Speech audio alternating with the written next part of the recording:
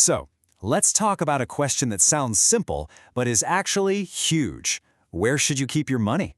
We're going to break down why the place you put your savings can matter even more than how much you're saving. Let's get into it. But first, I have to ask you something point blank. Is your bank account, the one you use every single day, secretly costing you money? I know it feels like the safest place on earth for your cash, but the reality might be a little different. 12 cents. Seriously, if you have $5,000 sitting in a typical checking account, that might be all you earn in interest for an entire year. It's basically zero, and that's the first clue that there's a much bigger problem going on. So here's the bottom line. Keeping your savings in the wrong account means you are literally losing money. And I'm not just talking about the pocket change and interest you're missing. It's something way, way bigger. Let's take a look. This brings us to what I call the hidden cost of keeping things simple. A lot of us, maybe most of us, use just one bank account for everything. It feels easy, right?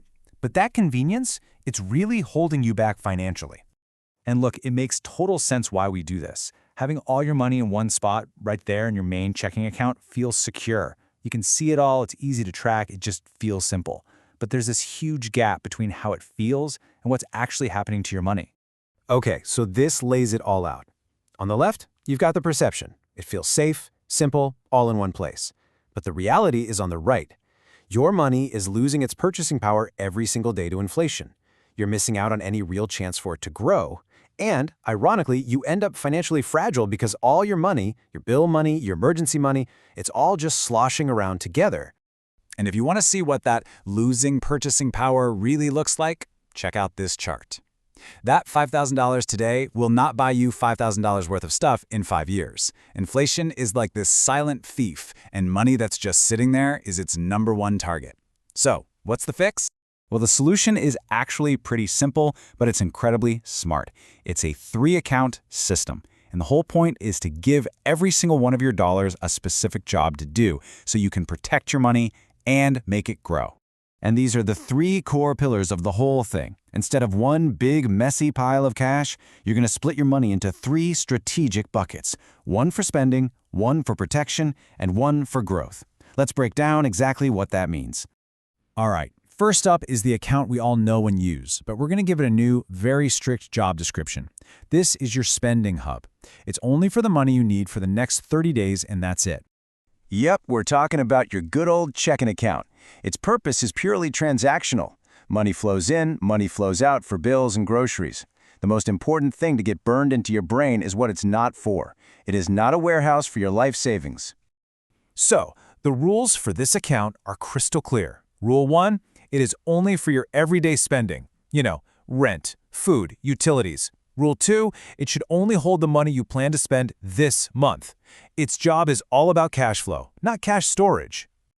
Okay, let's move on to account number 2, which is honestly maybe the most important one. This is your protection fund. And think of it as more than just a safety net for your wallet, it's a safety net for your peace of mind. This is the account that lets you sleep at night. Now, this fund doesn't live in your regular bank. It lives in a high-yield savings account. You can usually find these at online banks, and they pay way more interest. Its only job is to shield you from a financial shock, so when the car breaks down or the roof leaks, you're not derailing your entire life to pay for it. And this account has its own non-negotiable rules. It is for true emergencies only. We're talking job loss, medical bills, that kind of thing. The goal is to build it up to cover 3 to 6 months of your core living expenses. And, this is key, it has to be separate from your checking account so you aren't tempted to dip into it for non-emergencies. And now, we get to the really exciting part. Once your day-to-day spending is handled and your safety net is in place, we can finally focus on account number 3, your growth engine. This is where you actually build long-term, life-changing wealth. Your growth engine is an investment account. This is the place for any money you are sure you won't need to touch for at least 5 years. This isn't about saving anymore. This is about putting your money to work for you thanks to the magic of compounding. And if you want to see why that 5-year timeline is so important, just look at this. When you invest consistently, your money doesn't just add up, it multiplies. Your earnings start to earn their own money.